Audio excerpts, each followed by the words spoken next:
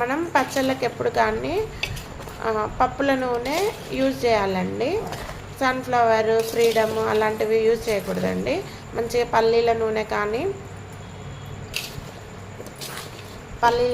కానీ నువ్వుల నూనె కానీ మంచిగా మిల్లు దగ్గరికి వెళ్ళి తీసుకొచ్చుకొని వాటిని యూజ్ చేయాలండి. పప్పుల నూనె యూజ్ చేస్తే మన ఆవకాయ పచ్చడి అనేది చాలా టేస్టీ ఉంటుందండి.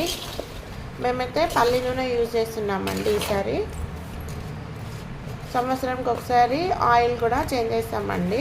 ఒకసారి నువ్వుల నూనెతో, ఒకసారి పల్లి నూనెతో పెడతామండి. చాలా బాగుంటుంది మా మమ్మీ చేతి ఆవకాయ పచ్చడి. ఇలా బాగా మిక్స్ చేసి కొంచెం ఆయిల్ వేసి మిక్స్ చేయాలండి ముక్కలకు పట్టేలాగా.